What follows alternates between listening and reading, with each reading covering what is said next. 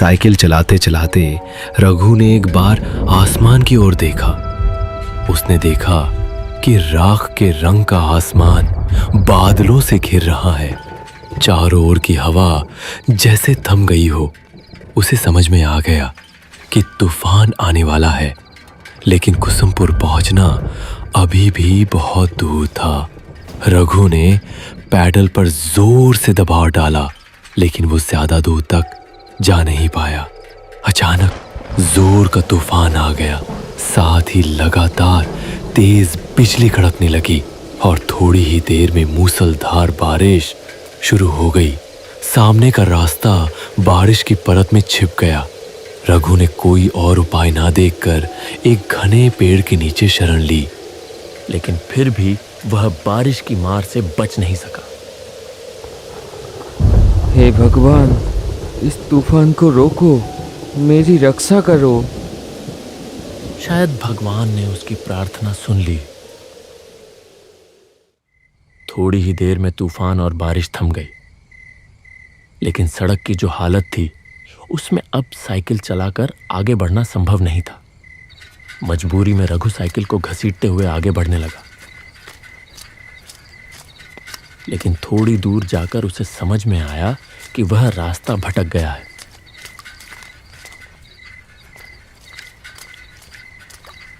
यह रास्ता कुसुमपुर का नहीं है। वह सोच में पड़ गया कि अब क्या करे। तभी उसके कानों में आवाज आई, क्या आप रास्ता भटक गए हैं? रघु चौंक कर देखने लगा। उसने देखा कि धुंधले अंधेरे में एक छाया मूर्ति खड़ी है। कौन हो तुम? मैं रतन हूँ बाबू। लगता है आप रास्ता भटक गए हैं। मेरा मतलब है मुझे कुसुमपुर जाना है, लेकिन नहीं जा पाएंगे। कुसुमपुर जाने वाला रास्ता बंद है। रास्ते में पेड़ गिर गया है। रघु मुसीबत में पड़ गया। वह पागलों की तरह सामने अंधेरे में डूबी सड़क की ओर देखने लगा। यहीं पास में मेरी चाय की दुकान है। चलिए, फिर से बारिश शुरू हो जाएगी। रघु ने आसमान की ओर देखा, फिर हल्के से सिर हिलाकर हामी भर दी। आइए, मेरे साथ आइए। रघु ने अपने दुविधा भरे मन के साथ उसका पीछा किया, और जैसे जैसे वह आगे बढ़ता गया उसे कुछ महसूस होने लगा। जिस वक्त से वह आदमी उसके पास आया है, तभी से रघु को भीगी हवा में किसी जले हुए चीज की गंध आ रही थी। क्या हुआ? जल्दी कीजिए। हाँ, आता हूँ। साइकिल लेकर वह तेजी से आगे बढ़ा। थोड़ी दूर जाते ही उसने एक गांव का पेड़ देखा। पास ही एक झोपड़ी नुमा घर था। वहां किसी हैरिकेन जैसी चीज की लौ जल रही थी। रतन ने फिर से आवाज दी, आइए बाबू, यही मेरी चाय की दुकान है। रघु ने साइकिल को गांव के पेड़ से टिका दिया और झोपड़ी के चौखट पर आकर खड़ा हो गया। उसने देखा कि एक तरफ एक चूल्हा है और उसके चारों ओर चाय बनाने का सामान रखा है। रघु हैरान हो गया यह सोचकर कि इतनी सुनसान जगह पर इस चाय की दुकान में आखिर चाय पीने कौन आता होगा। रतन एक मोड़ा ले आया। बैठिए बाबूजी, मैं चाय लाता हूँ। रघु अपनी गोद में रखे थैले को कसकर पकड़कर बैठ गया। बाहर फिर से तूफान शुरू हो रहा था। बिजली चमक रही थी और गड़गड़ाहट के साथ कड़क रही थी। ये लीजिए चाय। आप बहुत भीग गए हैं, ये पीजिए, अच्छा लगेगा। इतनी जल्दी चाय बनाकर ले भी आया। हैरानी की बात थी, हल्की हल्की बारिश शुरू हो गई।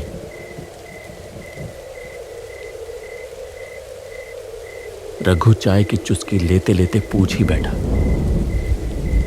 यहाँ चाय पीने कौन आता है? मतलब इतनी सुनसान जगह में। पहले कुछ दूरी पर एक बस स्टैंड था, तब लोग आया करते थे। और अब आप जैसे कोई कोई आता है। उस आदमी की बातों में क्या था कौन जाने, लेकिन रघु का सीना एकदम से सिहर उठा। उसने कुछ असहजता के साथ चाय की एक चुस्की ली। आप चाय पीजिए। आज रात आप नहीं जा पाएंगे बाबूजी, रात को यहीं रुकना पड़ेगा। रघु ने देखा कि बारिश की बूंदें अब और भी तेज हो गई हैं। तूफान की रफ्तार भी काफी बढ़ गई है। बिजली लगातार गिर रही है। लेकिन एक चीज देखकर उसे बहुत हैरानी हुई। इतनी तेज आंधी के बावजूद हैरिकेन की लौ जरा भी नहीं हिल रही थी। न जाने क्यों रघु को लगने लगा कि उसके चारों ओर जो कुछ भी है वह सच नहीं है, जैसे कोई जाल है जो चुपचाप उसे अपने भीतर लपेट रहा हो। बैग में रखे हुए इतने सारे पैसे, उसका सीना एक बार फिर धक धक करने लगा। जब बारिश थमी तब तक रात काफी बीत चुकी थी। खाना पीना कुछ देर पहले ही निपट चुका था। रतन दहलीज पर रघु के लिए बिस्तर लगाते हुए बोला, कहाँ गई झूमर? बाबू को पान नहीं दिया? आइए बाबू, यहाँ लेट जाइए। डरने की कोई बात नहीं है, मैं और झूमर तो हैं ही। रघु ने हल्के से सिर तो हिलाया, लेकिन उसके सीने में एक बार फिर से टीस सी उठी, जैसे उसकी छाती के भीतर कोई धीरे धीरे उसे कुछ समझाने की कोशिश कर रहा हो। जैसे ही नूपुर की झंझनाहट कानों में पड़ी, वह हल्के से चौंक कर देखने लगा। झूमर धीमे कदमों से आगे बढ़ रही थी। उसकी आंखों में जैसे कोई खास इशारा था जो उसने रतन की ओर किया। रतन ने भी जरा सा गर्दन हिलाकर कुछ जताया। यह बात रघु की नजरों से छुपी नहीं रही। लीजिए बाबू, पान। पान? मेरा मतलब है खाइए खाइए। झूमर के हाथ के पान खा के आप जिंदगी भर नहीं भूल पाएंगे। रघु कांपते हाथों से पान उठाने ही वाला था कि एक तीखी सड़ी सी गंध उसकी नाक में आ लगी। कुछ वैसी ही गंध जैसी कच्चे खून की होती है। अचानक आई एक तेज हवा के झोंके से झूमर के सिर की ओढ़नी सरक गई, और जो दृश्य रघु ने देखा उसे देखकर उसका खून जैसे जम ही गया। झूमर के गले पर खून की एक लकीर थी। वहां से एक पतली धार बह रही थी। झूमर ने तेजी से अपनी ओढ़नी ठीक की और पलक झपकते ही गायब हो गई। रघु ने जैसे मशीन की तरह पान को मुंह में डाल लिया।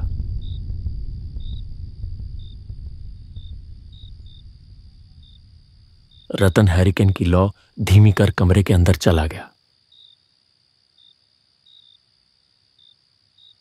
रघु एक अजीब सी घबराहट और बेचैनी लेकर लेट गया। रात गहरी और शांत थी। केवल झिंगुरों की आवाज उस सन्नाटे को तोड़ रही थी। पास के किसी झाड़ी से एक भूखा सियार चीख उठा। फड़फड़ाते पंखों की आवाज के साथ एक काला उल्लू आकर गाब के पेड़ पर बैठा और अपनी डरावनी आवाज में बोल उठा। रघु का सीना बार बार कांप उठता रहा। भगवान देखना, ताकि रात ठीक से कटे। थकान की वजह से थोड़ी ही देर में रघु सो गया।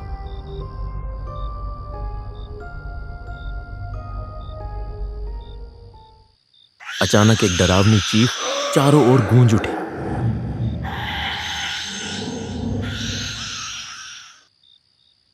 रघु अचानक बिस्तर पर उछलकर बैठ गया। उसने पागलों की तरह इधर उधर देखा। तभी उसके कानों में एक कराहती चरमराती सी आवाज पड़ी। वह आवाज जहां से आ रही थी, रघु ने उधर नजर घुमाई और जैसे ही देखा उसका शरीर डर से सिहर उठा। सिर्फ एक हाथ की दूरी पर कोई एक व्यक्ति गले में रस्सी डाले झूल रहा था।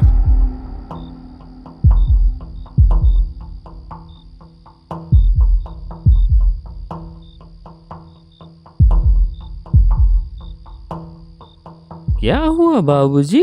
कोई बुरा सपना देख लिया क्या? रघु ने देखा कि झोपड़ी के सामने जो आंगन जैसी जगह है, वहां एक लगभग टूटे झुके बांस के मचान पर रतन बैठा है। उसने एक बार फिर धीरे से गर्दन घुमाकर उस ओर देखा, जहां कुछ देर पहले कोई गले में रस्सी डालकर झूल रहा था। लेकिन यह क्या, वहां अब कुछ भी नहीं था। क्या ढूंढ रहे हैं बाबूजी? कुछ नहीं है, वो सब बुरा सपना है। तुम इतनी रात को बाहर क्यों हो? बहुत गर्मी है, इसलिए बाहर की हवा लेने आया हूँ। आप भी आइए ना। रघु समझ गया कि उसका शरीर पसीने से तरबतर हो चुका है, इसलिए वह बिस्तर छोड़कर मचान की ओर बढ़ गया।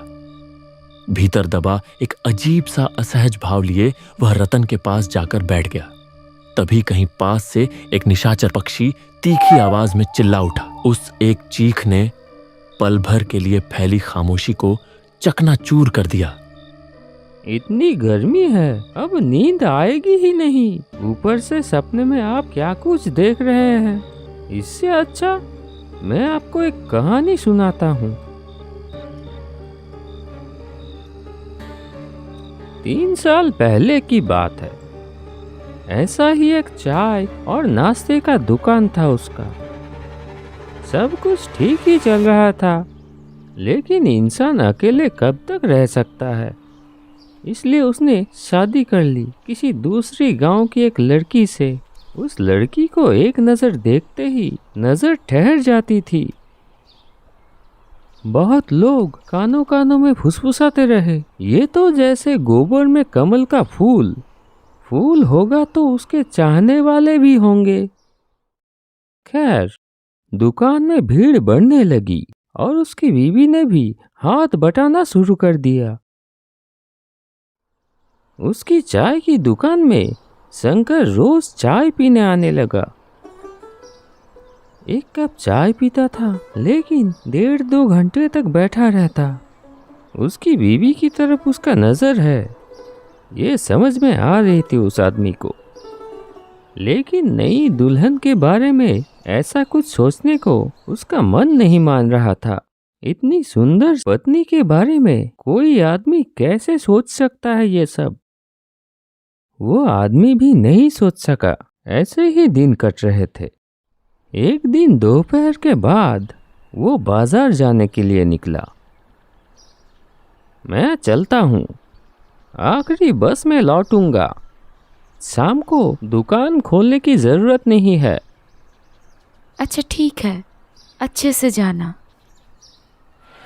बाजार में खरीदारी करते करते वो समझ गया कि तूफान आने वाली है, इसलिए जल्दी सामान लेकर वो पहली वाली बस पकड़ ली।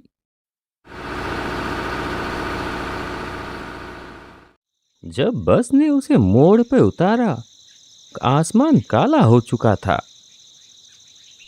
एक बार आसमान की तरफ देखा और तेजी से घर की तरफ चल दिया। लगता है बारिश होने वाली है। बीवी अकेली है, अकेले डर जाएगी। लेकिन तब तक उसने सोचा भी नहीं था कि थोड़ी देर में क्या होने वाला है। आंगन में आते ही घर के अंदर से एक दबा दबा हंसी की आवाज आने लगी।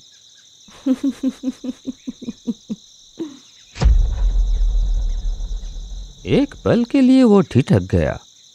दरवाजे की तरफ ना जाकर वो खिड़की की तरफ बढ़ा। खिड़की से अंदर झांका।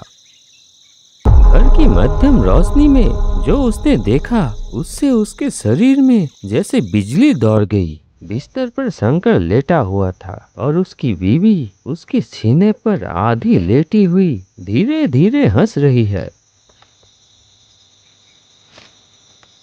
हाथ से बैग गिर गया। बीवी के लिए लाया हुआ चूड़ियां भी जमीन पे गिर के टूट गई।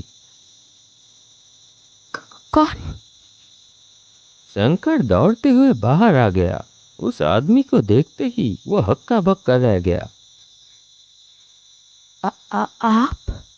आप तो बोले थे आखिरी बस पे। बात खत्म भी नहीं हुई थी। एक तेज धार वाली चीज से एक झटके में वो अपनी पत्नी की गर्दन पर वार कर दिया। फव्वारे की तरह खून निकल आया। पत्नी अपनी गर्दन पकड़ लिया और जमीन पर गिर पड़ी और उसका शरीर बार बार झटका खाकर स्थिर हो गया। शंकर अब तक पत्थर की तरह खड़ा था। अब वो भी हाथ जोड़कर माफी मांगने की कोशिश करने लगा। वो आदमी धारदार चीज हाथ से फेंककर शंकर को बालों की मुट्ठी से पकड़ लिया और घसीटते हुए ले चला। शंकर पूरी ताकत से भागने की कोशिश करता रहा। गुस्से में शंकर को जमीन पर पटक दिया। फिर बांस की छत से लटक रही रस्सी को खींचकर शंकर की गर्दन में फांसी की तरह डाल दिया और दोनों हाथों से रस्सी के छोर को खींचने लगा। शंकर के मुंह से दम घुटने की आवाज निकलने लगी। उसकी आंखें बाहर की तरफ निकल पड़ी। तड़पते तड़पते उसका शरीर धीरे धीरे शांत हो गया। वो आदमी पागल की तरह अपनी पत्नी के खून से लथपथ शरीर को घूरता रहा। फिर गला फाड़कर चीख पड़ा, बीबी,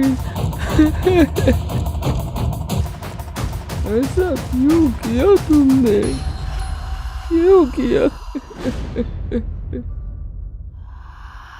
आदमी थोड़ी देर बाद उठा, घर के अंदर गया, जलती हुई लालटेन लाकर फेंक दिया बीवी के शरीर के ऊपर। उसने दांत भींच ली, आंखों से आंसू फूट पड़े।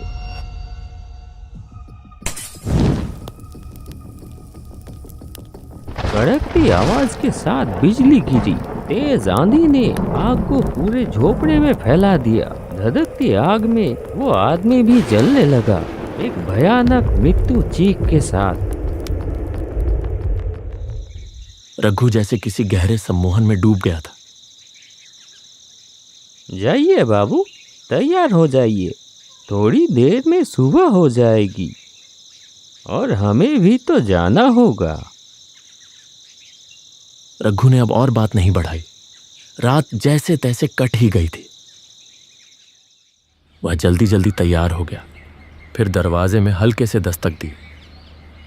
मैं चलता हूँ, सुन रहे हैं?